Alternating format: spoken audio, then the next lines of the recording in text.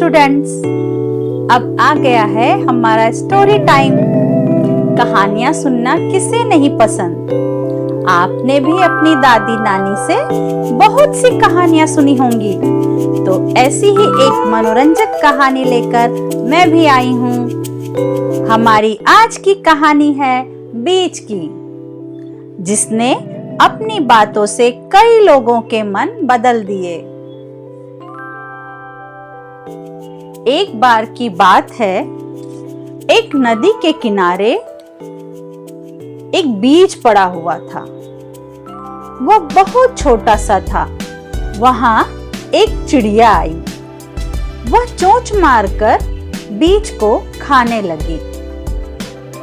तब बीज ने उस चिड़िया को रोकते हुए कहा, रुकी रहो, जमीन में गड़ने दो, डाल पात होने दो, तब मुझे तुम खाना। इस तरह से वह बार बार चिड़िया से मिन्नतें कर रहा था। उसकी यह बात सुनकर चिड़िया ने उसे खाने का फैसला बदल दिया और वह ची ची करती हुई उड़ गई। कुछ दिन बीते थे कि बरसात हुई और बरसात के बाद धूप निकली।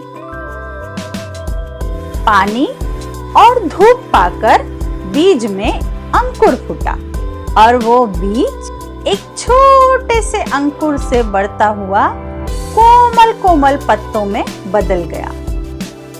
वहां एक दिन एक बकरी आई। उस कोमल पत्तों को देखकर उसके मुंह में पानी आ गया। वह उन्हें खाने चली।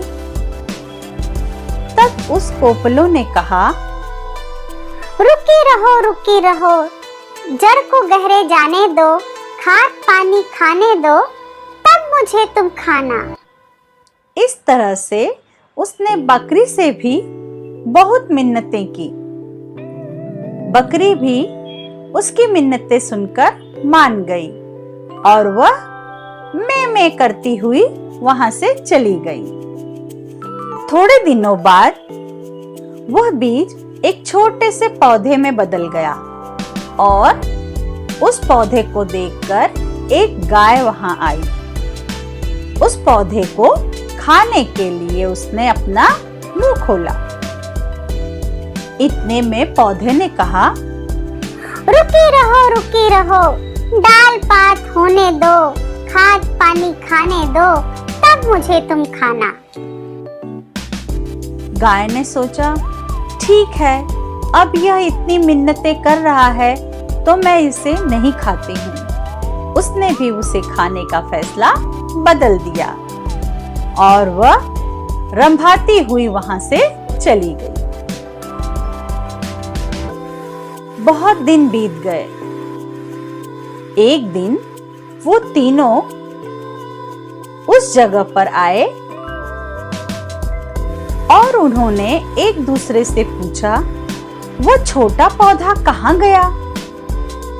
सब परेशान थे कि यहाँ पर चिड़िया परेशान कि यहाँ तो बीज था, और बकरी परेशान हो गई कि यहाँ छोटी छोटी कोपलें थी। गाय सोच रही थी यहाँ तो छोटा सा पौधा था। तो तीनों आपस में बात कर रहे थे कि यहाँ जो छोटा पौधा था वो कहाँ गया। उनकी बातें सुनकर बगल में जो पेड़ खड़ा था वह बोल पड़ा। उसने कहा, मैं ही बीज हूँ, मैं अंकुर, मैं ही पौधा हूँ और अब पेड़ भी मैं ही हूँ। अब मैं तुम सबके काम आ सकता हूँ। उन तीनों ने सोचा कि यह तो बहुत अच्छी बात है। उस दिन हम लोगों ने उस बीज पर, पौधे पर और कोपलों पे जो दया दिखाई थी, उसी का नतीजा है कि आज इतना बड़ा वृक्ष हमारे सामने खड़ा है और वह हम सबके काम आएगा। यह बातें सोचकर सब खुश हो गए और पेड़ ने भी कहा कि आज से तुम सब मेरे साथ मेरी छाया के नीचे रह सकते हो और पंछी मेरे पेड़ पर घोंसले बना सकते हैं। इस तरह से सभी मिलजुल कर रहने लगे।